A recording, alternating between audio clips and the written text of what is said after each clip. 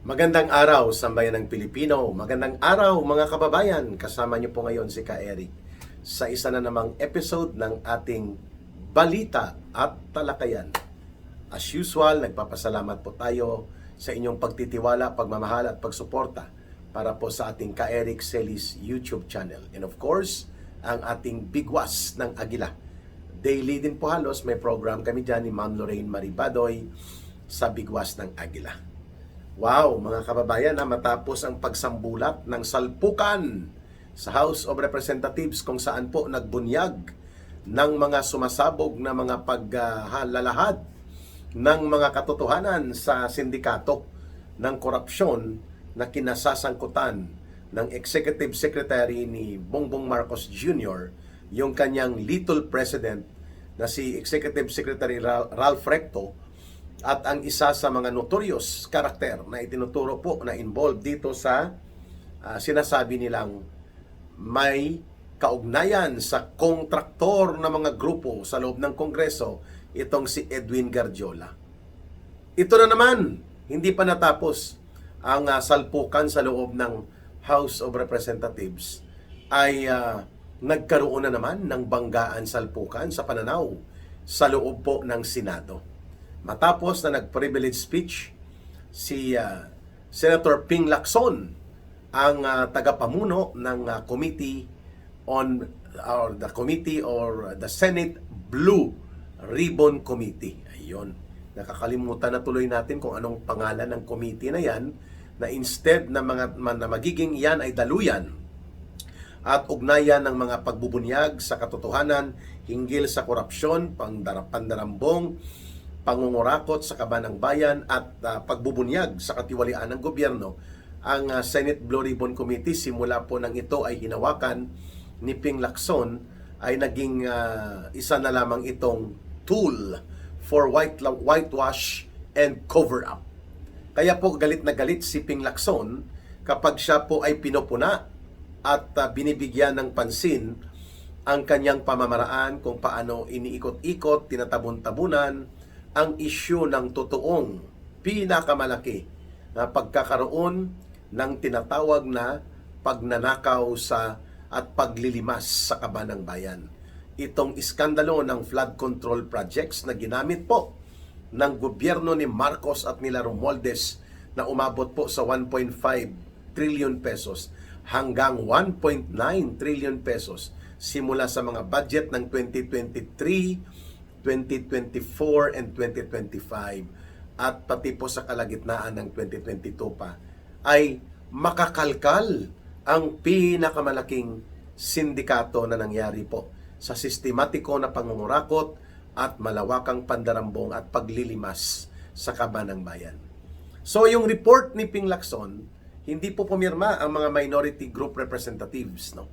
I think sa minority ay si Senator Rodante Marcoleta at si Senator Amy Marcos, if I'm not mistaken. Sila po ang nagre-represent sa minority para po sa Senate Blue Ribbon Committee. At nag-privilege speech nga itong si Ping Lacson at sinabi niya na nakikita na niya ang mga kaganapan at pagkakasangkot ng ilang mga opisyal mula sa DPWH, mga kontraktor at ilang mga kongresista at senador na nagkaroon ng pagkakataon na maging mas organisado ang kanilang pagnanakaw at pangungurakot sa kaban ng bayan. Pero, yung pagdudugtong ng tinatawag na criminal trails, yung daloy kung saan papunta ang pagsunod sa mga ebidensya, testimonya, papunta sa mastermind, pinutol niya. At kaya nga, sabi ni Senator Marcoleta nang siya po ay nag-offer for questioning and interpellation on the privilege speech of Senator Ping Lacson, hindi siya pumayag, si Ping Lacson, na magpa-interpellate. No? Naging duwag. Si Ping Lacson, biglang nabahag ang buntot nang sinabi ni Senator Marcoleta na pwede bang magtanong at mag-interpellate doon sa privilege speech ni Senator Ping Lacson. Aba, pinigilan nila ni Senator Tuta Soto. Tandem yan Batman and Robin yan. Kung sino si Batman at sino si Robin, sa pagitan po ni Tito Soto at ni Ping Lacson, sila lang nakakaalam yan. Sa Senado, biglang nabahag ang buntot, mga kababayan, ni Ping Lacson. Hindi niya binigyan ng pagkakataon na tanungin siya kasi binabanggit ni Senator Marcoleta, bakit walang kumpleto at buo na paglalahad ng report ng Senate Blue Ribbon Committee patungkol sa investigasyon sa korupsyon at pandarambong involving the flood control projects. Ay marami pa sa ng testigo na mas mabibigat at may kabuluhan ang magiging salaysay o mga testimonya hindi pinatawag. Bakit maglalabas ka ng partial committee report? Ang sabi ni Senator Marcoleta, ano ito? Partial final o partial provisional? Kaya galit na galit si Ping Lacson, no? Nagmamaktul, nag-aalboruto ang kanyang damdamin. Dahil isinasalang siya ni Senator Marcoleta sa open debate, hindi siya nag-engage. Naduwag at nadurog ang kanyang style ng kunwari crusader laban sa korupsyon. Kasi alam natin, may pinagtatakpan. Alam po natin na ayaw niyang ang criminal trails ay dudugtong kina Romualdez at kina Marcos. Kaya sabi ni Senator Marcoleta, ba't hindi po ninyo pinatawag at naimbestigahan dito ang 18 former soldiers, yung tinatawag na 18 brave men na mga dating security detailed to Congressman Saldico, at sila ang mga delivery boys ng basura or male-maleta at tunito-niladang mga pera. Ba't hindi pinagbigyan? Sinasabi mo, sabi ni Senator Marcoleta kay Ping Lacson and doon sa mga senador, na baka magkagulo, baka hindi naman tama na pagbigyan sila ng pagkakataon na lituin at guluhin lang ang investigasyon. May prejudgment at mayroon ng pre-conclusion kaagad si Ping Lacson, ano? So sa 18 soldiers pa lang, hindi niya na binigyan ng pagkakataon na isalaysay kung saan dinideliver, paano dinideliver, paano iniimpake, at ano ang sistema ng mga pagbubuo ng mga maleta na ito. No, ang isang maliit na maleta, mga nasa 25 to 30 million pesos, ang medium nasa 40 to 45 million, yung large nasa 50 to 58 million pesos. Hindi po niya ito binigyan ng pansin. 18 na mga dating sundalo ito at sabi niya walang saysay dahil baka magkaroon lang ng undue attention doon sa hindi naman mabibigyan ng katuwiran at katotohanan ang kanilang salaysay. O bakit ikaw magtatakda niyan? Kung anong totoo at hindi pwede na mga salaysay, bakit hindi mo muna pinakinggan? Yan ang punto ni Senator Marcoleta. Pangalawa, bakit hindi pinatawag yung mga dalawang undersecretary direkta sa Malacanang na ginagamit as bagman at mga liaison ni Marcos upang magtago, magbudega ng mga pera na dinideliver nitong mga tauhan ni Saldico. Kay Saldico pa lang ito, hindi pa yung kay Bernardo, wala pa yung Yusek Bernardo ng DPWH at wala pa yung iba pang mga nagdi-deliver, like posible sila Garjola, nagdi-deliver din po ito. Itong pinangalanan ni Congressman Libeste. So, hindi rin pinatawag si Undersecretary Jojo Cadiz at Undersecretary Adrian Bersamin. Si Undersecretary Adrian Bersamin po, ito yung naglahad ng kanyang salaysay kay Congressman Libeste na mayroon silang direct message conversation ni Bongbong Marcos Jr. na nagbibigay ng instructions kung magkano at paano ang mga pagsalo ng mga mali-malitang pera na pinapadeliver nila Saldico. At ito nga ang inireveal ng 18 Marines. And sinabi rin po yan ni Ping Lacson previously na involved most likely ang Office of the Executive Secretary ng si Lucas Bersamin pang nandyan, ang kanyang apo na si Adrian Bersamin at isa pang Undersecretary na si Jojo Cadiz. Ang lahat ng ito, pinangalanan din ni Saldico. Hindi rin po pinatawag sa Senate Blue Ribbon Committee. Kaya tinatanong ito ni Senator Marcoleta, ba't wala ito sa report? Okay? Yung Diskaya couple na pinakulong na lang, hindi na binigyan ng pagkakataon na magsalaysay pa. Si Sergeant Gutesa, na ang isa sa mga testimonya niya at pati yung 18 Marines ay naging salalayan pala sa pagbubuo ng case investigation report and recommendation of filing of cases laban kay Saldico at kay Martin Tambaloslos ni Boying Rimulya at ng Office of the Ombudsman. O bakit hindi pinatawag na muli si Sergeant Gutesa? Hindi na siya nilocate, hindi na siya hinanap. Wala na rin ang Diskaya couple na mayroon pong listahan o ledger ng mga tumatanggap ng mga paunang advance doon sa mga SOP nila o kinukutong nila ng mga projects. At ito ay konektado din doon sa Cabral Files. Hindi rin pinatawag po si Congressman Saldico na kahit man lang mag-testify siya at mag-under oath online. Hindi rin po binigyan ng pagkakataon na napakadami ng kanyang mga very explosive revelations. Baliwala lang din kay Ping Lacson. At syempre, inamin din ni Martin Romualdez kamakailan lamang nang siya po ay inipit na at ilalaglag ni Marcos gamit ang Ombudsman investigation and case build up against him. Sabi niya, I will not go down without fighting. And I will not be a fall guy para doon sa mga nangurakot sa ating bayan. O bakit hindi ipatawag si dating Speaker Martin Romualdez na mayroon palang kaalaman dito sa kaganapan ng pinakamalaking pangungurakot at pandarambong na naganap sa modernong kasaysayan ng politika sa Pilipinas. Itong 1.5 or more, 1.5 trillion pesos or more na flood control anomaly and large-scale plunder and massive corruption. O, di po ba? So, may punto si Congressman or si Senator Rodante Marcoleta para questionin si Ping Lacson, bakit ka nag-privilege speech? At bakit mo ididepensa ang isang partial report na hindi naman po bumubuo ng totoong salaysay at mga pangyayari at hindi nagre-reflect ng totoong kaganapan tungkol sa paghahanap ng katotohanan hinggil po sa mga maanomalya at mga sindikato sa flood control projects sapagkat madaming resource persons at mabibigat na mga testimonya at mga dokumentasyon at mga paglalahad ang hindi pinayagan ni Senator Ping Lacson na maging bahagi po ng official record of investigation ng Senate Blue Ribbon. Kaya hindi po pumayag si Senator Ping Lacson na magpa-interpellate.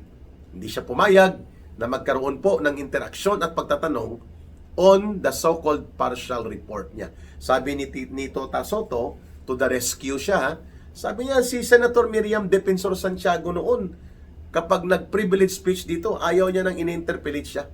Gusto niya lang ilahad ang kanyang saloobin, pero hindi siya bukas sa interpellation. At hindi natin ipinipilit yan dito sa Senado. O bakit pipilitin niyo si Ping Lacson? Ang sagot naman ni Senator Marcoleta, magkaiba yun. Ito ay isang committee report ng committee chairman na kanyang pinagtatanggol kahit na ito ay impartial, incomplete at hindi pa tapos. Ngunit gusto niyang ipa-approve na para to continue and to follow na lang ang iba. Magkaiba yun. Yung privilege speech ni Miriam Defensor Santiago or other privilege speech ay hindi patungkol sa official committee report. Yun, may punto din naman. So, palpal na naman dyan si Ping Lacson. No? Kung mayroon kang gustong isalaysay sa iyong committee report at ipagtatanggol mo ito, samantalang maraming nagko-question, lalo na at very controversial ang usapin ng flood control project, wala kang karapatan na umatras o hindi pumayag na ikaw ay masailalim doon sa talakayan at interpelasyon at debate sapagkat mas marami po ang mga hindi nabigyan ng pagkakataon doon sa Senate Blue Ribbon Committee upang ilahad ang salaysay na magpapatibay that indeed it was Marcos and Romualdez na pasimuno ng malakihang operasyon ng korupsyon sa Pilipinas. At hindi lang po ito kay Saldico nang gagaling. Yung mga binanggit na supposedly witnesses, yung 18 former brave soldiers, yung the brave former 18 soldiers, na karamihan Marines, si Sergeant Gutesa, si Diskaya, yung mag-asawa na may mga ledger, si Yusek Bernardo, Yusek Cabral, na namatay na lang, hindi pa nailahad ang kanyang Cabral files, at di umano mayroong kopya si Ping Lacson, hindi niya pinakita, pero alam din po ito ni Congressman Leandro Leveste. Nandyan pa po si Martin Romualdez, na sinabi niya, marami akong alam, at marami akong pwedeng sabihin. O bakit hindi po ito na-include doon sa pagbubuo ng proseso ng report ng Senate Blue Ribbon Committee. Aba, parang naging Senate Green Committee na lang ba ito? Berde. Ibig sabihin po mga kababayan, the refusal of Ping Lacson to engage in interpellation and debate in order to prove and justify na tama ang ginawa niya sa Senate Blue Ribbon Committee pero ayaw niyang ipagtanggol on the floor of the Senate debate, lalo na sa kay Senator Marcoleta, pagpapakita po ito na may itinatago, may inililihis, at may gustong hindi mabuksan at hindi talakayin. Kaya nga dapat palitan ito si Tito Soto si Ping Lacson, kasi sila dyan ang nakaupo bilang 1 and 2 leadership ng Senado. Si Tito Soto bilang Senate President at si Ping Lacson bilang Senate pro tempore. Ibig sabihin po, number 2 siya dyan, parang Deputy Speaker ang equivalent niya kung sa House of Representatives. Ngayon, kung ganitong uri ng mga pagbubunyag ang gustong gawin ni Ping Lacson, pero ayaw naman pala niyang ipailalim ang kanyang mga report at mga ginagawang hakbang sa Senate Blue Ribbon Committee, which brings us to the point na hindi karapat-dapat na pirmahan nga at tanggapin ang kanyang Senate Blue Ribbon Committee, no matter how it is yet partial, no matter na hindi pa ito complete and yet ipipilit niyang papirmahan, sapagkat may punto po ang opposition senators led by Senator Marcoleta to question the motive, the credibility, and the purpose ng paglalabas ng partial committee report na ito ng Senate Blue Ribbon, sapagkat lumalabas na ini-exonerate. Ano pong ibig sabihin ng ini-exonerate? Ini-absuelto na ni Ping Lacson po si Marcos Jr. at si Martin Romualdez, sapagkat ayaw niyang ipagdugtong ang mga makabuluhan at mga significant and very relevant na mga testimonya at mga testigo, sapagkat hindi maiiwasan dudugtong at patungo ang pananagutan at paniningil ng katiwalian at malawakang korupsyon na ito involving the flood control projects na ginamit na pagiging gatasan at hut-hutan ng napakalaking pera ng bayan na nawala. 1.5 trillion pesos, ang iba nagsasabi nga 1.9 trillion pesos. And yet, the Senate Blue Ribbon Committee ay naging isang duwag na tagapaglitis sana or tagapagsaliksik ng katotohanan na ang pananagutan eventually ay ma-establish ang matibay at magkakadugtong na mga pagsasalaysay at paglalahad ng katotohanan kung hindi pinipigilan at hindi binabansot at hindi minamanipulate nila Ping Lacson at Tito Soto ang Senate Blue Ribbon Committee. Pati ang report na gusto nilang palusutin, partial, pero basta wala at hindi kasama si Marcos Jr. or posible may ilan lang silang isasakripisyo.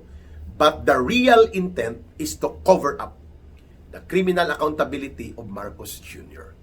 Yan ang dahilan kung bakit umatras at biglang naging bahagang buntot ni Ping Lacson sa pakikipag-engage sa interpellation and debate kay Senator Marcoleta. Aba, nakikita natin mukhang ganito rin po ang mangyayari.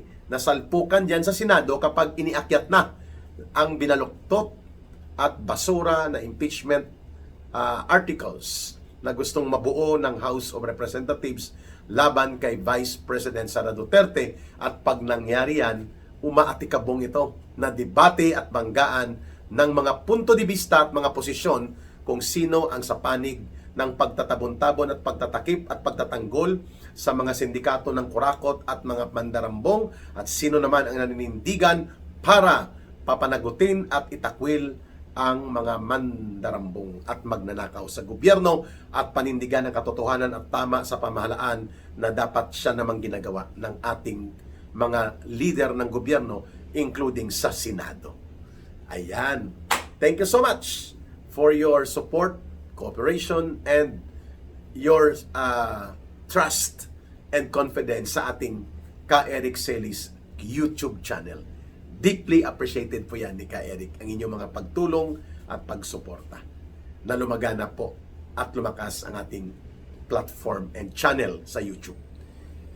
Mahalin po natin ang bansang Pilipinas. Walang ibang magmamahal nito kundi tayo ring mga Pilipino. Para sa Diyos at sa Pilipinas nating mahal, may God bless everyone and may Allah will be with those who are Muslim brothers and sisters. Maraming salamat. Bye for now. Ito po si Ka Eric. Mabuhay!